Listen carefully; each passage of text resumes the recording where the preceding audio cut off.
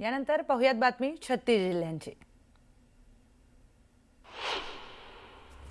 सोलापुरात भाजपच्या उमेदवाराच्या अर्जावर घेतलेल्या हरकतीचा खुलासा करण्यासाठी भाजप शहराध्यक्षाची धावपळ झाली आहे। भाजप शहराध्यक्ष रोहिणी तडवळकर निवडणूक निर्णय अधिकारी कार्यालयामध्ये आलेल्या होत्या। यावेळी काही तरुणांनी हुल्लडबाजी केली।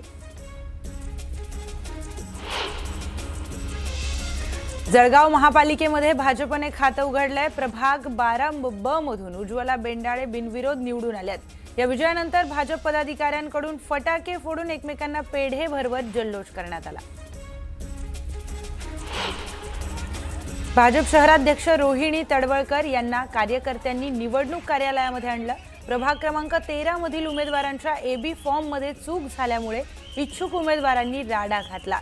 या गोंधळादरम्यान शहराध्यक्ष रोहिणी तडवळकर यांना भोवळ आली। पिंपरी चिंचवडमध्ये आणखी एका भाजप उमेदवाराचा अर्ज बाद होण्याची शक्यता आहे। प्रभाग क्रमांक 21 मध्ये भाजपकडून अर्ज भरलेल्या गणेश ढाकणे यांनी निवडणूक अधिकाऱ्यांकडे खोटी माहिती दिल्याचा आरोप करण्यात आला। धुळे महापालिकेच्या निवडणुकीत भाजपची आणखी एक जागा बिनविरोध निवडून आली आहे। प्रभाग क्रमांक 6 मधून भाजपच्या ज्योत्स्ना पाटील यांची बिनविरोध निवड झाली, तर धुळे महापालिकेवर भाजपच्या 2 जागा या बिनविरोध निवडून आल्या। छत्रपती संभाजीनगरमध्ये भाजप कार्यकर्त्यांच्या नाराजीचा सामना छत्रपती संभाजीनगरमधील नेत्यांना करावा लागतोय। भागवत कराड यांच्या वाहनाला घेराव घालून आक्रमकपणे महिला वाहनांची तोडफोड करण्याचा प्रयत्न करतात, तर मंत्री अतुल सावे यांचे पीए उल्हास पाटील साळवे यांच्या पत्नीला तिकीट देण्यात आलं। या विरोधामध्ये प्रशांत भदाणे यांच्या पत्नी माया भदाणे आक्रमक झाल्या होत्या। भाजप महिला कार्यकर्त्या भाजप कार्यालयामध्ये उपोषणाला बसल्यात। उमेदवारी न मिळाल्याने भाजपच्या महिला कार्यकर्त्या उपोषण करतात। त्यांची समजूत काढण्याचा प्रयत्न भाजपच्या आमदार अनुराधा चव्हाण यांनी केलाय, तर आता आमदार संजय केणेकरांनी उपोषण करणाऱ्या महिलांची भेट घेतली। संजय शिरसाट यांच्या बंगल्याबाहेर उपोषणाला बसलेल्या महिलेला भोवळ आली। उपोषणकर्त्या काही महिलांची तब्येतही खालावली। पुण्यात भाजपने सर्वाधिक महिलांना उमेदवारी दिली। सर्वसाधारण पुरुष वार्डातून देखील लाडक्या बहिणींना संधी देण्यात आली आहे। सर्वसाधारण गटातून पुरुषांना वगळून 9 महिलांना संधी देण्यात आली।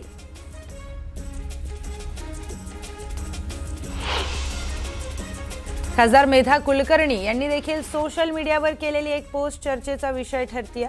या पोस्टच्या माध्यमातून आपण निष्ठावंत कार्यकर्त्यांसोबत असल्याचे संकेत दिलेत।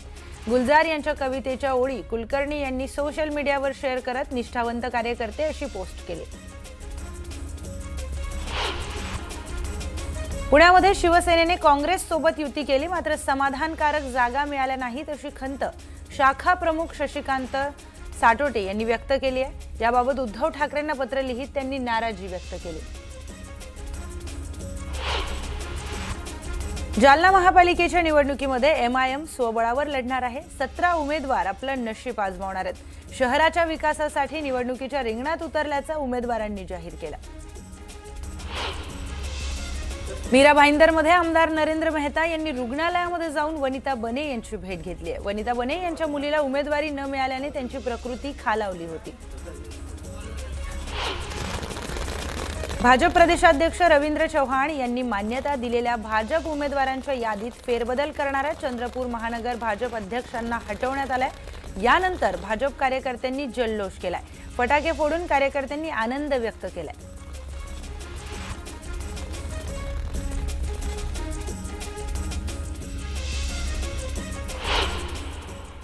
यानंतर एक सविस्तर बातमी आपण पाहणार आहोत।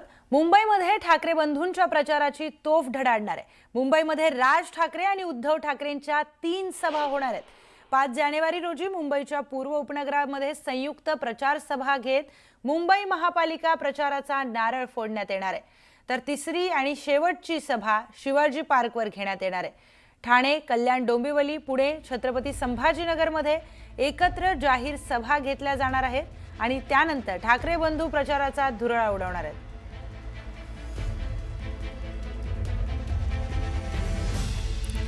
ठाकरे बंधूंच्या कुठे कुठे एकत्रित सभा होणार आहेत पाहूयात। मुंबईमध्ये उद्धव ठाकरे आणि राज ठाकरेंच्या 3 सभा आहेत. तर पहिली सभा 5 जानेवारीला मुंबईच्या पूर्व उपनगरामध्ये असणार आहे. तर पुढची सभा पश्चिम उपनगरामध्ये असणार आहे दोन्ही ठाकरे बंधूंची. आणि तिसरी सभा मुंबईच्या शिवाजी पार्कमध्ये असेल. नाशिक, केडीएमसी, छत्रपती संभाजीनगरमध्ये देखील सभांचं नियोजन करण्यात आलंय.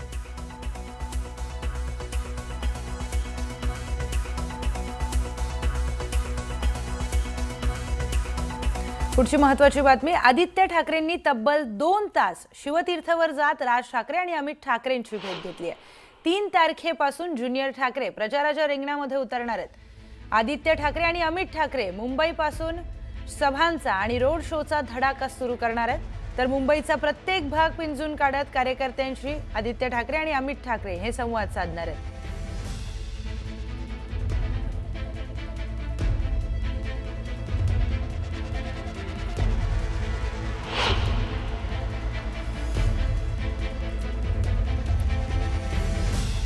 तर आदित्य ठाकरे आणि अमित ठाकरे प्रचाराच्या मैदानामध्ये उतरणार आहेत. संपूर्ण मुंबईमध्ये ते रोड शो करणार आहेत. त्यानंतर छोट्या छोट्या भागांमध्ये देखील ते कार्यकर्त्यांना भेटणार असल्याची माहिती आहे. दोन्ही ज्युनियर ठाकरे प्रचाराच्या मैदानात उतरलेत. कार्यकर्त्यांशी ते संवाद साधणार आहेत. तर ठाणे, केडीएमसी, नवी मुंबई आणि नाशिकमध्ये देखील त्यांचे दौरे असणार आहेत. तर छत्रपती संभाजीनगर आणि पुण्यामध्ये देखील दोन्ही ठाकरेंची सभा देखील असणार आहे. निवडणुकीच्या पार्श्वभूमीवर दोन्ही ठाकरे हे प्रचाराच्या मैदानात उतरणार आहेत.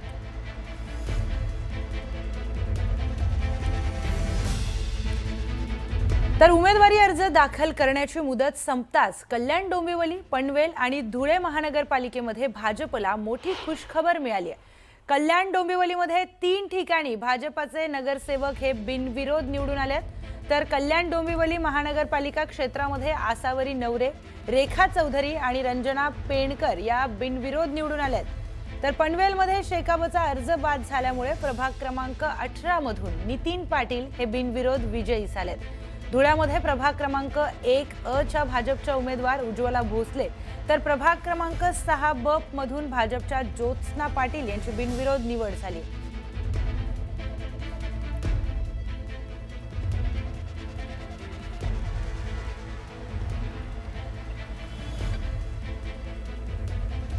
तर भाजपची ही विजयी घोडदौड आताच सुरू झालेली आहे. राज्यभरात 6 नगरसेवकांची बिनविरोध निवड झालेली आहे. जे नगरसेवक निवडून आलेत ते आणि त्यांच्याबरोबर असणारे सर्व कार्यकर्ते या सगळ्यांचं खरं तर मनपूर्वक अभिनंदन आहे. तुम्हाला माहीत आहे की या संदर्भामध्ये पहिल्या नगरसेविका ज्या निवडून आल्या हिंदुत्वाच्या बाजूने लागलेला हा कौल आहे. आमचे मुख्यमंत्री देवेंद्र फडणवीसजी यांच्या नेतृत्वामध्ये आमचे अध्यक्ष रवींद्र चव्हाणजी यांच्या मार्गदर्शनाखाली या ठिकाणी हे यश आम्हाला मिळालेलं आहे आणि ही आता सुरुवात झालेली आहे. मी आपल्याला जाणीवपूर्वक सांगेल, महाराष्ट्राचे जे काही जनतेचं आम्हाला समर्थन मिळतं आहे, जनता आमच्याकडे त्या ठिकाणी आमच्या सरकारवर विश्वास ठेवून आहे. डबल इंजिन सरकारच आमच्या शहराचा विकास करू शकतं.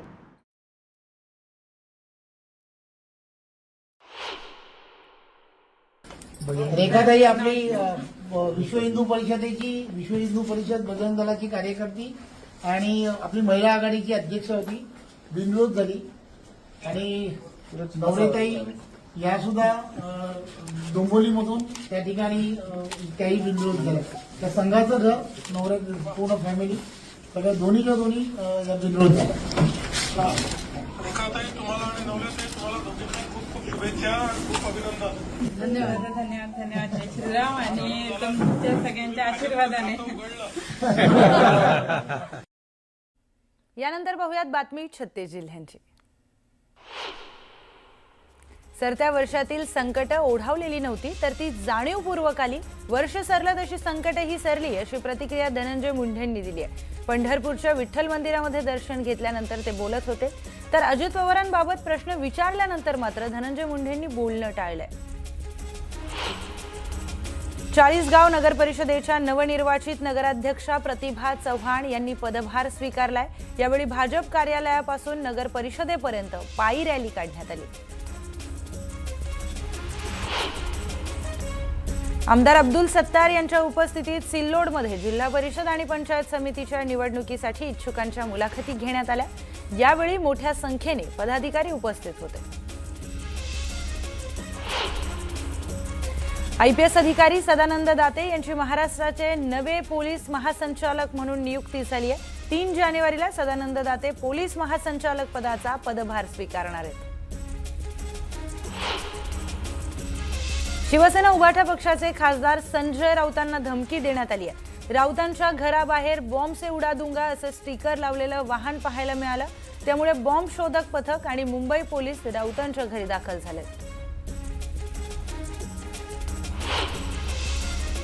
अवैध मुरुम वाहतुकीवर कारवाई करणाऱ्या धरणगावच्या तहसीलदारांना शिवसेनेच्या माजी जिल्हा परिषद सदस्यांकडून धमकी देण्यात आली आहे।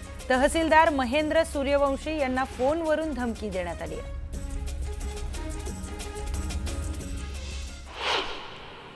तर एक सविस्तर बातमी पाहूयात। उपमुख्यमंत्री एकनाथ शिंदे यांनी नवीन वर्षाचं स्वागत रक्तदान करून केलंय। गेली 31 वर्ष हा उपक्रम रक्तानंद ग्रुपच्या माध्यमातून घेतला जातो। तर रक्तदान 31 डिसेंबर मध्यरात्री 12 वाजता केल्या जातं। हे रक्तदान उपमुख्यमंत्री एकनाथ शिंदे यांनी केलंय। त्यानंतर मुंबईतील मनसे आणि शिवसेना ठाकरे गटाच्या कार्यकर्त्यांनी शिवसेनेमध्ये पक्षप्रवेश देखील केलाय।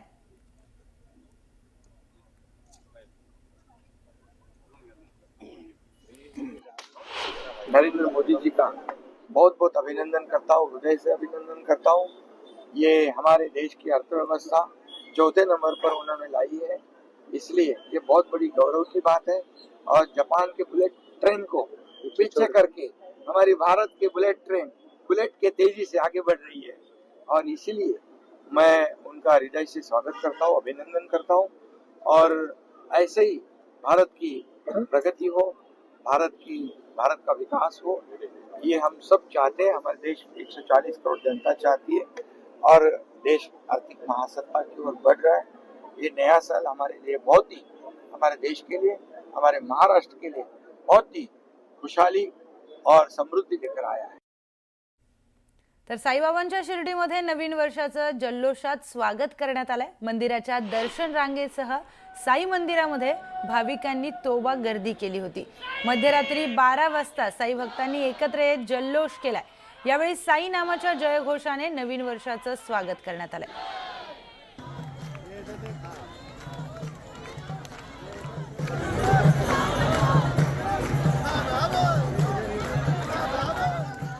नवीन वर्षाच्या स्वागतासाठी पंढरपूरच्या विठ्ठल रुक्मिणी मंदिरामध्ये फुलांच्या आकर्षक सजावट करण्यात आल्यात। तर आळंदीतील भाविक प्रदीप ठाकूर यांनी विठ्ठल मंदिरामध्ये ही सजावट केली आहे। तब्बल 2 टन फुलांचा वापर करून 14 देशी आणि काय नवीन वर्षासाठी काय मागायला देवाकडे काय नाही, प्रार्थना तीच सगळं लक्ष असू द्या म्हणून। किती जण आलात तुम्ही? आम्ही फुल फॅमिली आलो, 6 जण। 6 जण आलात। नवीन वर्षाच्या स्वागतासाठी ही खरं तर हे आलेले आहेत, मंडळी आलेली आहेत। आणि या नवीन वर्षाच्या याच्यामुळे जे आहे ते सगळा काही दर्शन रांगेत सुद्धा तुळजापूरकडून बदल केलेला आहे। शहाजीराजे प्रवेशद्वार असेल त्याच्यातून हे दर्शन बंद करण्यात आलेलं आहे। तर काही ठिकाणी दर्शन जे आहे ते कसं आहे हो? तेलंगाना हैदराबाद से। तेलंगाना हैदराबाद से आए हो? हाँ, नए साल के लिए आए हो? नए साल के लिए आए। नए साल के लिए आए हो। तेलंगाना हैदराबादून भाविक आलेले आहेत। काय सांगाल, कुठून आला दर्शनासाठी? शनी शिंगणापूर। शनी शिंगणापूर। काय भावना आहे देवीचं दर्शन घेण्यापूर्वी? देवीचं काय यंदा शेतकऱ्याचं राज्य हो, एवढीच इच्छा आहे फक्त। आप कहाँ से आए हो दीदी? हैदराबाद से आए हो। दर्शन हुआ या नहीं हुआ? नहीं हुआ नवीन वर्षाचे खरं तर काहीतरी संकल्प असतात, नवीन वर्षाच्या काही आशा अपेक्षा असतात। आणि आशा अपेक्षा घेऊन जो आहे तो तुळजाभवानीच्या चरणी मोठ्या संख्येनं जो आहे तो भाविक दर्शनासाठी दाखल झालेला आहे। एकूणच नवीन वर्षाच्या स्वागतासाठी मंदिर संस्थांनी ही तयारी केली आहे। त्यामुळं मंदिर परिसर जो आहे किंवा मंदिराचा इतर परिसर जो आहे तो गजबजून गेलेला पाहायला मिळतो आहे। सागर जाधवसह बालाजी निलफळ, न्यूज 18 लोकमत, तुळजापूर, धाराशिव। यानंतर पाहूयात बातमी 36 जिल्ह्यांची। कोल्हापूर जिल्ह्यातील चंदगड वनपरिक्षेत्रामध्ये तब्बल 9.5 फूट लांबीचा कोबरा आढळून आलाय। पारगड मोटणवाडी मार्गावर गुडवळे गावानजीक मुख्य रस्त्यालगत हा कोबरा आढळून आल्यामुळे एकच खळबळ उडाली आहे। शिरूर तालुक्यातील रांजणगाव गणपती येथील लांडे वस्तीवर बिबट्याचा वावर दिसून आलाय. कुत्र्याच्या शोधात बिबट्या अंगणामध्ये उतरलाय, त्यामुळे परिसरामध्ये भीतीचं वातावरण निर्माण झालंय. बिबट्याला जेरबंद करण्याची मागणी जोर धरू लागली. कोरेगाव भीमा परिसरामध्ये वन विभागाने थर्मल ड्रोनच्या माध्यमातून बिबट्याचा शोध घेतला असून 15 पिंजरे लावण्यात आलेत. वन विभागाची पथकं ही बिबट्याच्या हालचालींवर लक्ष ठेवून आहेत. राज्य परिवहन महामंडळाचा पुन्हा एकदा भोंगळ कारभार समोर आलाय. धावत्या बसच्या टायरमध्ये बिघाड झाल्यामुळे दुरुस्ती विना बस चालवण्याची वेळ चालकांवर आली आहे. त्यामुळे अपघात होण्याची शक्यता निर्माण झाली आहे.